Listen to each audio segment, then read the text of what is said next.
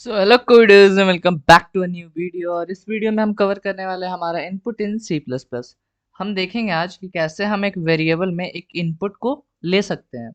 ठीक है, तो अब जल्दी से चलेंगे हमारे डेफिनेशन की तरफ। कुछ डेफिनेशंस यहाँ पर देखेंगे, कुछ पॉइंट्स देखेंगे, उनको समझेंगे और उसके बाद हम अपने कोड के जरिए समझेंगे कि हम इनपुटिंग को करते कैसे हैं। ठीक है, तो जल्दी से चलते हैं हमारे डेफिनेशन की तरफ। इनपुटिंग क्या होता है?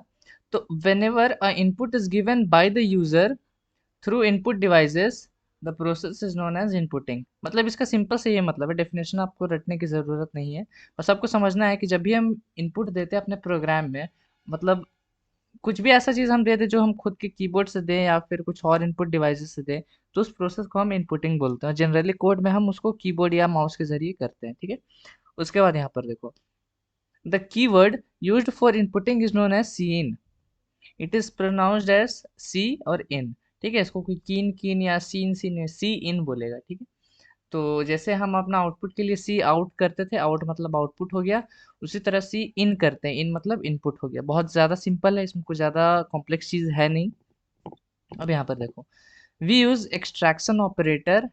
इसको हम लोग एक्सट्रैक्शन ऑपरेटर बोलते हैं फॉर इनपुटिंग। अगर आपको याद हो तो हम सी आउट के लिए क्या यूज़ करते थे? Insertion operator. इसको हम बोलते थे इंसर्शन ऑपरेटर। और यही ऑपरेटर जब हम इनपुटिंग कराते हैं, मतलब सीन को यूज करते हैं, तो ये जो इधर पॉइंट कर रहा होता है, अब वो राइट साइड पॉइंट करने लगता है। तो इसको हम लोग अब अभी बार हम लोग क्या बोलेंगे? इसको एक्सट्रैक्शन ऑपरेटर। ठीक है, तो ऑपरेटर्स के नाम आप लोग दिमाग में रख लेना। ये छोटे मोटे क्वेश्चन है जो इंटरव्यू या एग्जाम वगैरह में पूछ सकते हैं आपसे कि what is the operator used for cin. तो आप यहाँ पर लिख दो कि एक्सट्रैक्शन ऑपरेटर, उसको साइन बना देना। ठीक है, तो ये छोटी मोटी नॉलेज आप लोगों को होनी चाहिए। तो ये है मेरा कंप्लीट डेफिनेशन वगैरह। अब हम देखेंगे इसका प्रैक्टिकल नॉलेज कैसे हम इनपुट वगैरह करते हैं। ठीक है, इसका सिंपल से सिंटेक्स ये है। मान लो अगर आपको यूजर से एक नंबर इनपुट लेना है, तो आप पहले तो एक वेरिएबल बनाओगे। तो मैं यहाँ पर एक वेरिएबल बना रहा हूँ, इंट नंबर। अब इसमें आपको इनपुट लेना है, तो आप यहाँ पर क्या करोगे? सी इन का यूज़ करोगे जब आपको इनपुट लेना है। फिर उसके बाद आप एक एक्सट्रैक्शन ऑपरेटर लगाओगे। उसके बाद यहाँ पर उस वेरिएबल का नाम लिखोगे। यहाँ पर उस वेरिएबल का नाम लिखोगे जिसमें आपको इनपुट कराना है। तो इस वक्त हमको नंबर में इनपुट कराना है, तो हम यहाँ वेरिएबल का नाम नंबर रख देंगे। तो यहाँ पर हम डाल देते हैं अपना नंबर। तो अब इससे क्या होगा, जो भी अब अगर आप इनपुट दोगे तो वो नंबर में जाके स्टोर हो जाएगा। ठीक है, तो इसको हम कोड में चल के देखेंगे कि ये चीज़ होती कैसे। बहुत ज़्यादा ही सिंपल सिंटेक्स है, कुछ ज़्यादा इसमें रॉकेट साइंस नहीं है। आपको जिस भी, मान लो अगर यहाँ पर मैं अब एक अलग से कैर बना दूँ, सी एच। अब आपको एक कैरेक्टर इनपुट लेना है, तो आप सिंपली से क्या करोगे? सी इन और यहाँ पर सी एच। मतलब जो बहुत सारे लैंग्वेजेस पढ़ के आ रहे हैं, जो सी पढ़ के आ रहे हैं, उन लोगों को एक चीज़ पता होगा कि जैसे सी में फॉर्मेट स्पेसिफायर वाला झंझट झमेला रहता है, इसमें कुछ नहीं रहता। आपको सिर्फ वेरिएबल का नाम लिखना है। ठीक है, और जैसे मतलब अपना जावा है, तो उसमें आपको स्पेसिफाई करना पड़ता है किस टाइप का डेटा इसमें आ रहा है।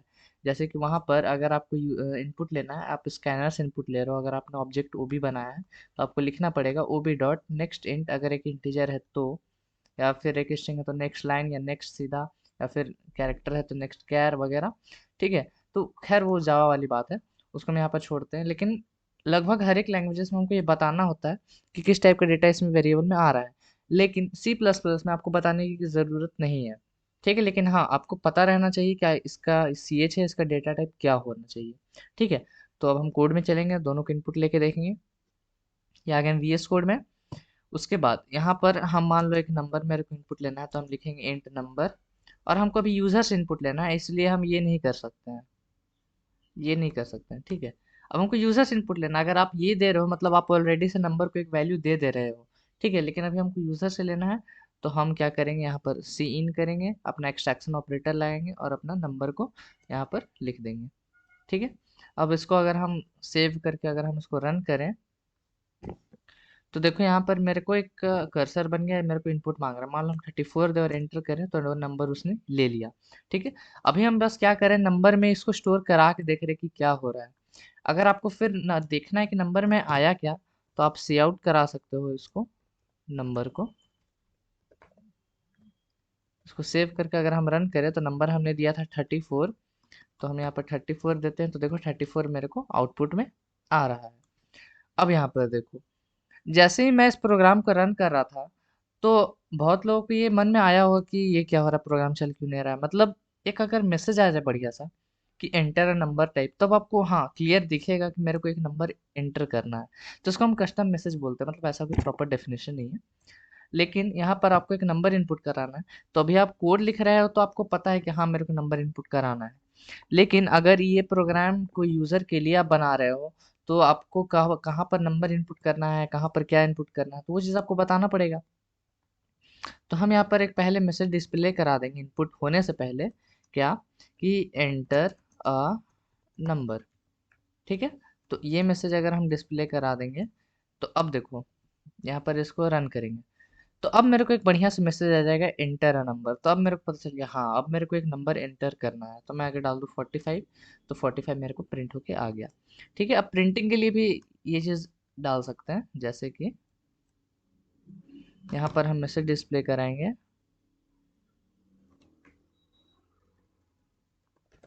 The number input by you, और यहाँ पर आएगा आपका नंबर एंडल। ठीक है, इसको सेव करके रन करते हैं। सपोज कर लो हम अपना, इसको थोड़ा सा नीचे ले आते हैं, हम अपना नंबर देंगे सपोज कर लो 45। तो देखो कितना अच्छा अब लग रहा है, एंटर अ नंबर आप इसको बोला है आपको करने, तो आपने 45 एंटर किया, उसके बाद यहाँ पर आया the number input by you 45। ठीक है, और ये एक्स्ट्रा इसका बोल दिया, तो इसको हम हटा देते हैं यहाँ से। ठीक है, तो ये चीज़ तो देखो ये कितना अच्छा लग रहा है। तो ऐसे आप लोगों को ये चीज़ करनी आनी चाहिए, मतलब ये चीज़ करो ना करो, भले ये चीज़ भी करना ज़रूरी है, लेकिन आपको क्या इनपुट करना है क्या नहीं करना है वो चीज़ आपको बताने के लिए हम ये चीज़ यूज़ करते हैं। ठीक है, अब सपोज कर लो इसका अगर हम आपको इम्पोर्टेंस समझाएं ना, तो देखो अब मैं यहाँ पर एक कोड लिखूंगा, जो कोड आप लोगों को नहीं दिखेगा। ठीक है, अब इसका इम्पोर्टेंस समझाने के लिए हम ये चीज़ कर रहे हैं। और सपोज कर ले यहाँ पर मैंने दे दिया बी। ठीक है, अब मैं यहाँ पर एक कोड लिख रहा हूँ, अब जैसे यहाँ पर आउटपुट आएगा तो आप मेरे को बताना है यहाँ पर क्या होना चाहिए। हम यहाँ पर सीधा सी इन करते हैं, आपको अभी ये चीज़ नहीं दिख रही होगी बिकॉज मैं यहाँ पर दिखा भी नहीं रहा हूँ, और फिर हम रन करते हैं। अब आपको बस इतना पार्ट दिख रहा होगा, ठीक है, ये आउटपुट वाला पार्ट। अब यहाँ पर कुछ मैसेज नहीं आ रहा है, तब आपको क्या पता चल रहा है यहाँ पर आपको क्या करना है? आपको नहीं पता चल रहा होगा कि यहाँ पर करना क्या है, मतलब कुछ हो ही नहीं रहा है प्रोग्राम में। ठीक है, तो ये चीज़ अगर मान लो आप रैंडमली यहाँ पर 45 डाल दो, तो ये चीज़ ले लेगा इनपुट, लेकिन आपको यहाँ पर पता नहीं चलेगा कि आपको यहाँ पर डालना क्या है। तो अब देखो ये है मेरा कोड। अब यहाँ पर देखो कैर मैंने लिया था बी को, और मेरे को बी में कैर एक इनपुट कराना था, लेकिन तुमने 45 किया है। ठीक है, ये भले ही ले लिया, वो टाइप कास्टिंग का चीज़ है, लेकिन आपको एक तरह से पता नहीं चल रहा था कि यहाँ पर होना क्या चाहिए। ठीक है, मेरी बात समझ रहे हो? इसलिए हम क्या करते हैं यहाँ पर ना एक मैसेज डिस्प्ले कराते हैं, सी आउट एंटर अ कैरेक्टर, और यहाँ पर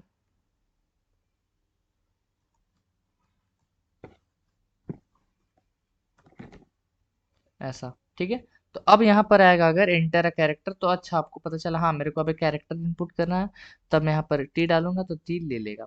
ठीक है, तो ये चीज़ इंपॉर्टेंस होता है इसका, ये चीज़ आपको करना आना चाहिए। ठीक है, तो ये था मेरा इनपुटिंग का प्रोसेस। तो इसको अब थोड़ी देर के लिए हम अपना कमेंट्स में डाल देते हैं, कमेंट के बारे में आप लोगों को पता चल गया होगा, तो इसके बारे में मुझे अब बताने की ज़रूरत यहाँ पर नहीं है। अब यहाँ पर देखो, सपोज कर लो यहाँ तो हम अलग अलग लाइन में इनपुट ले रहे हैं। ठीक है, तो ऐसा भी एक प्रोसेस होता है कि हम एक ही लाइन में सारा इनपुट ले सकते हैं, जैसे कि मैं यहाँ पर बनाऊँ इंट num1 कॉमा num2।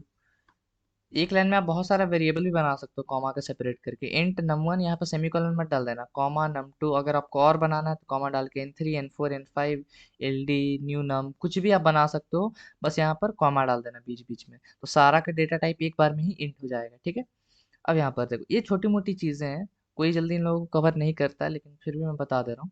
अब आपको एंटर करना है, तो आप एक ही लाइन में कैसे करा सकते हो? पहले तो आप एक मैसेज डिस्प्ले करा देना, जो कि एक अच्छा हैबिट है। आपको कराना क्या है, enter two numbers. Message display नहीं कराओगे तो यूज़र को नहीं पता रहेगा उसको कितना नंबर इनपुट करना है, या फिर एक नंबर इनपुट भी करना है, या फिर कैरेक्टर इनपुट करना है। ठीक है, तो सी इन, अब देखो पहले हम डालेंगे हमारा, जैसे कि पहला जो आप चाहते हो कि जो यूज़र जो पहला इनपुट है वो जब दे, तो वो जो जो भी इनपुट है वो नंबर में आके स्टोर हो जाए। ध्यान से सुनो।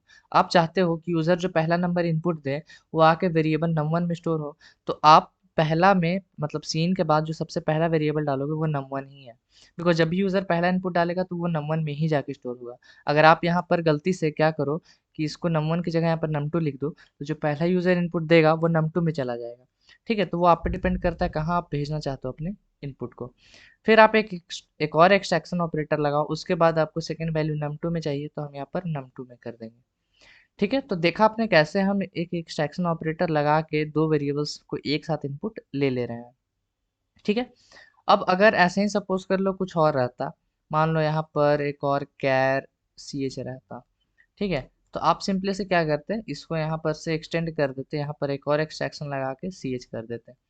ठीक है, लेकिन आपको ये चीज़ पता रहना चाहिए कि हाँ नंबर में पहला मेरा नंबर आएगा, फिर नंबर आएगा, फिर आपको एक कैरेक्टर इनपुट करना है। ठीक है, तो विद दैट सेड हम चलेंगे हमारे वीएस कोड में और यहाँ पर बनाएंगे अपना int num1 comma num2 comma, अब आपको अगर मान लो 3 लेना है तो आप num3 कर दो। ठीक है, उसके बाद लाइन चेंज, फिर उसके बाद कैर सी एच। अब एक चीज़ यहाँ पर छोटी सी चीज़ देखो, ये बहुत छोटी मोटी चीज़ है, फिर मैं बता रहा हूँ। जरूरी नहीं कि सेमी कॉलन के बाद आप एक लाइन चेंज करो ही, मैं इसको उठा के सीधा यहाँ पे रख सकता हूँ, फिर भी मेरा प्रोग्राम सही तरीके से चलेगा। ठीक है, ये भी चीज़ चलेगी, तो इसको मैं यहीं पे छोड़ देता हूँ आप लोगों के समझने के लिए। फिर अब मैं यहाँ पर एक मैसेज डिस्प्ले कराऊंगा ताकि यूज़र को पता चले कि क्या इनपुट देना है। मैं डिस्प्ले कराऊंगा enter 3 numbers and then a character. ठीक है, मतलब तुम्हें पहले एक एंडल डाल देते हैं, तुम्हें पहले 3 नंबर्स इनपुट देना है, फिर एक कैरेक्टर इनपुट देना है। उसके बाद हम सीन कराएंगे अपना num1 में, फिर num2 में, फिर num3 में, फिर सी एच में।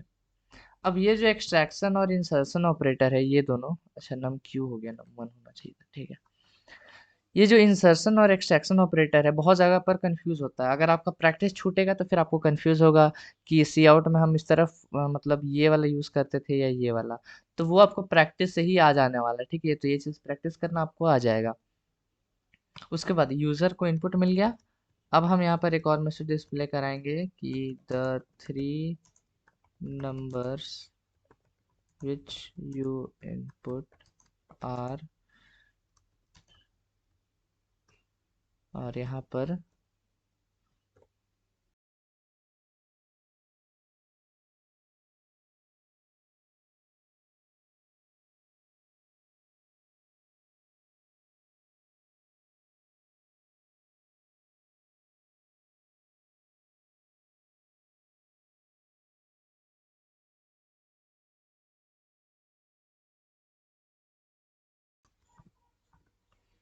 ठीक है, तो मैं यहाँ पर कर क्या रहा हूँ, मैंने यहाँ पर एक 3 इंटीजर टाइप के वेरिएबल्स बनाए हैं, num1 num2 num3, 3 नंबर से स्टोर कराने के लिए।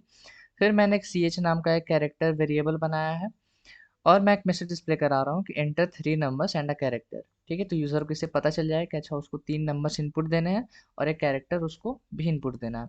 उसके बाद हम सीन एक ही लाइन में तीनों चारों इनपुट ले ले रहे हैं, num1 में भी, num2 में भी, num3 में भी, कैरेक्टर में भी।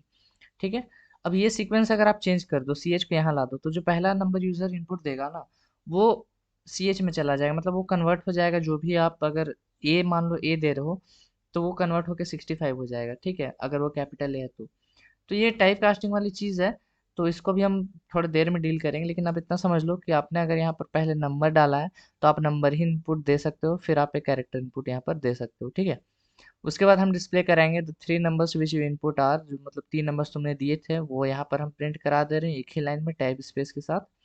और उसके बाद मैं डिस्प्ले कराऊंगा द कैरेक्टर इनपुट वाज, और जो कैरेक्टर तुमने दिया था। ठीक है, तो इसको सेव करके हम रन करते हैं। यहाँ पर देखो मेरे को बोल रहा है enter 3 numbers and a character, चलो बढ़िया।